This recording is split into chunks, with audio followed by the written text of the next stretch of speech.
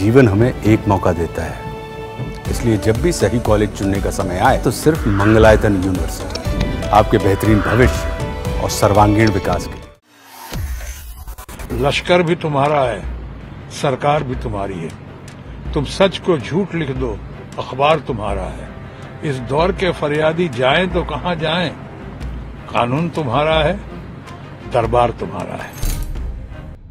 वक्फ संशोधन बिल, इससे लोगों को बहुत आहत पहुंची है। ये अननेसेसरीली ऐसा दिखता है कि इसे लाया जा रहा है असली मुद्दों से ध्यान भटकाने के लिए। असली मुद्दे तो बहुत सारे हैं, उस पर आजकल कोई बात ही नहीं कर रहा है और चाहते हैं ये लोग कि बात ना करे, बेरोजगारी की बात ना करे। कुंभ में जितने लोगों की मौत हुई उनके आंकड़े नहीं दिए गए आज तक, उसकी बात ना करे। रेलवे एक्सीडेंट दनादन होते जा रहे हैं, कितने लोग उसमें ऊपर पहुंच चुके हैं, कितने लोग उसमें घायल हुए हैं, कितने लोगों की मृत्यु हुई है, उसकी बात कोई ना करे और इसी उसके पीछे कोई जिम्मेदारी भी ना ले, जिम्मेवारी भी ना ले, रिजाइन भी ना करे। और उसके बाद आपको किसानों की आमदनी डबल करने की बात थी, उस पर ना कुछ करे। यानी सारे मुद्दे भटकाए जा रहे हैं, बेरोजगारी का, महंगाई का, और डॉलर आसमान छू रहा। खुद ही कहते थे पहले हमारे माननीय दोस्त, माननीय प्रधानमंत्री, कि बहुत हुई महंगाई की मार, अब की बार मोदी सरकार।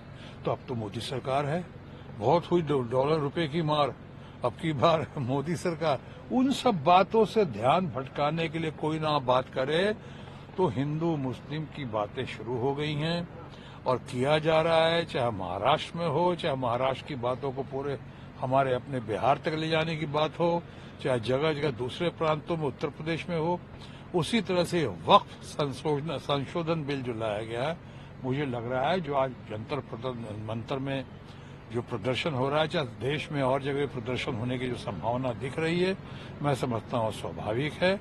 इस पे सर्वदल मीटिंग होनी चाहिए। वैसी मीटिंग में नहीं होनी चाहिए जैसी कमेटी की मीटिंग हुई और ऐसा दिखा कि एक तरफा मीटिंग हुई। आपके यानी सरकार भी तुम्हारी, कहते हैं लश्कर भी तुम्हारा है, सरकार भी तुम्हारी है। तुम सच को झूठ लिख दो, अखबार तुम्हारा है।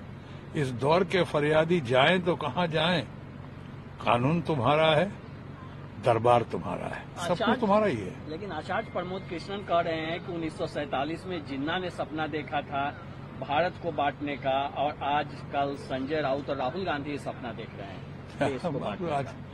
आचार्य कृष्णन जी अच्छे आदमी हैं मुझे लगता है, लेकिन शायद उनकी अपनी बौखलाहट है, अपनी या तो थोड़ी सी कुछ कह के लाइमलाइट में आने की बात हो।